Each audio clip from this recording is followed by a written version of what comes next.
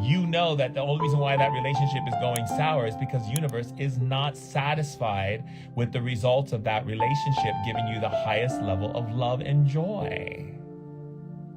So why would you ever think that God is not loving you, that God is punishing you, or that God would ever judge you? No, that's what human beings do because they're out of alignment with God. Any human being that tells you God judges you or punishes you or is going to send you somewhere if you do this, this, and that, and the other, they are not serving God. They are serving the darkness and those who are trying to make people fear a God. Anyone who makes you fear God isn't loving God, because if you know God, you know love. And if you know God, you know grace. And if you know God, you know salvation and surrender. And you know what it means to be held and taken care of. There's if you do this wrong, I'm going to toss you aside like you were yesterday's newspaper. No, you are a divine being.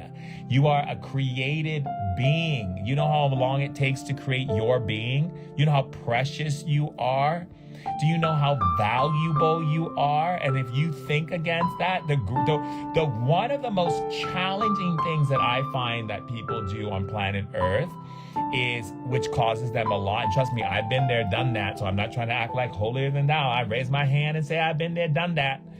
And I sometimes do it, and I got to catch myself when I do it with love, is go against God. Go against God's will. And what is God's will? For you to be happy, for you to feel loved, for you to be supported, for you to have everything and make heaven on earth. That is a very simple thing here. Beautifully orchestrated with us in creation before we took on this embodiment, that we continue to align ourselves with it. And for those who need that extra support, I pray that they come into this beautiful webinar coming up tomorrow, where we're going to be sharing more of your wisdoms and your teachings, beloved spirits of light, that you'll be channeling and sharing with us the information that is necessary for us to continue to grow and to align ourselves into that path and into that space. I'm so grateful for all of you, so grateful, divine spirits, for your blessing this beautiful family of light. So grateful. Thank you, thank you, thank you, thank you, thank you. Ashe, namaste, amen, awuman, mashallah, shalom, atakuase. So we go into this with the prayer of opening and cleansing all of that energy for our good and for our benefit. Because we are such beautiful beings, we are such gracious beings of light. We have media that just spends its time constantly dialing in every horrible atrocity that they can find and presenting it to people and wondering why there's so much fear on the planet. But kid you not, the light is expanding in huge ways. And that, if you read my book, you know what the blackout is all about. I've explained it to you in the blackout, what it means and why it's happening and what it's about for us and our spiritual growth. And so I'm just really happy to be here at this blackout moment on Earth, where we can actually start shifting energies by raising our frequency and inviting more of spirit and divine love into our life. We want to be really, really wanting more of God's love. We want more angels' love, God's love, ancestral love. We want to take it in. We want to feel it. We want to give it out. We want to share it with others, because the more we raise that vibrational field of energy, it then expands outward to people who really need it as well. And it connects to other souls, people who are in difficult times right now, where we need to focus our energies on love, not lack, not scarcity, not fear, not, oh, lack, there you are, lack, oh, there you are, there's a bill, okay, there's lack, oh, lack, there you are, lack, okay, I don't see the money in my account growing, okay, that's lack, okay, lack, where are you, lack, oh, my friend wants to go to lunch and talk about how things are hard for them financially. Thank you, Lack. There you are. I saw you at, I'm having lunch with you today, Lack. Oh, Lack, where are you? Oh, my mother's calling, Lack. Oh, Lack. Oh, yes. What? Okay, life is hard and money, if there's inflation and things are getting more costly and I better find a better job. Oh, there's Lack in my mother. There's Lack. I see you, Lack. Okay, now you're with my mom. Okay.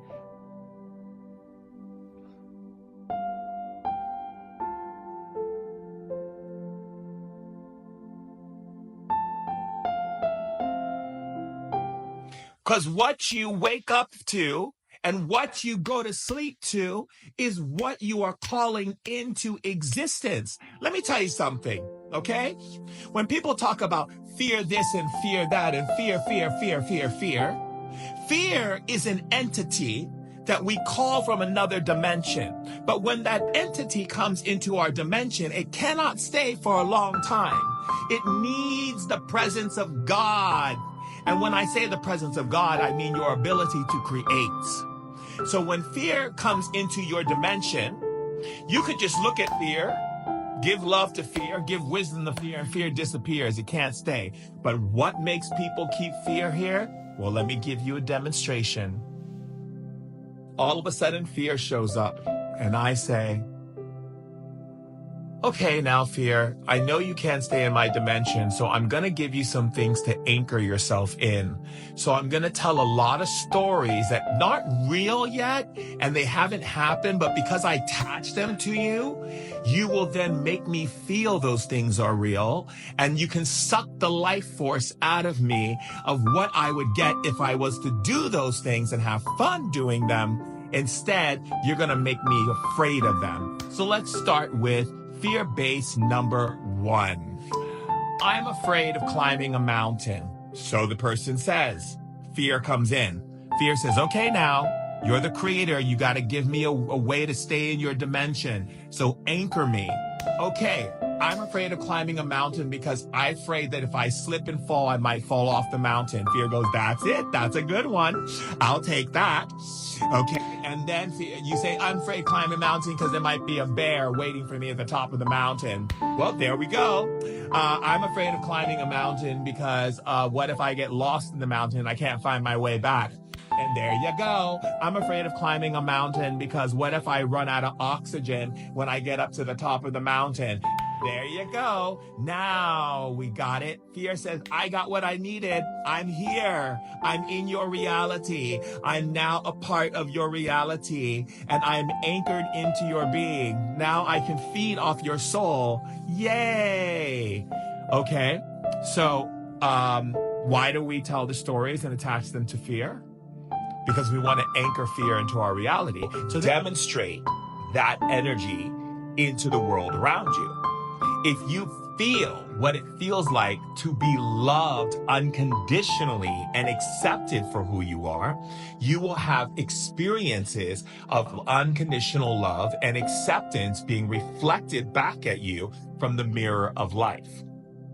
If you feel what it feels like to have wealth and prosperity, to have a limitless amount of money, to do the things that would make you feel happy and contribute to the world at large, right? Right? Because if you have money, it's not just for yourself, it's also to share that with other people, right? So if you feel what it feels like to have money that you can share and do the things you want to do, and feel what that feels like, that then allows you to manifest and create more wealth in your life. If you feel what it feels like to be successful, then you will then acquire success. You know, and it was interesting because one of my friends, it was going to the Olympics as a swimmer. And he said to me, his coach used to sit him in the pool and he would tell him to feel what it feels like to win. And I'm never going to do it for you. I do it for me, for me, for me, me. That makes a we, that says a me, to we, to me, we. That way, people can say whatever they want. They can write whatever they want. They can say whatever they want about me. I know who I am. Why am I telling you this?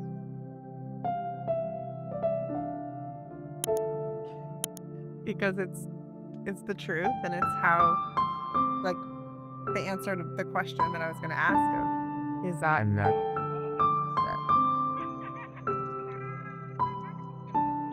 Checked you before you answered, didn't ya? Yes, my love, that's correct. And so what we're looking at here is the truth that Spirit wants you to understand. See, a lot of people don't understand that Spirit can't get behind you comparing yourself to people. It can't get behind you doing what other people are doing, because if that was the case, then there's no reason for you to be here because someone else is already doing it.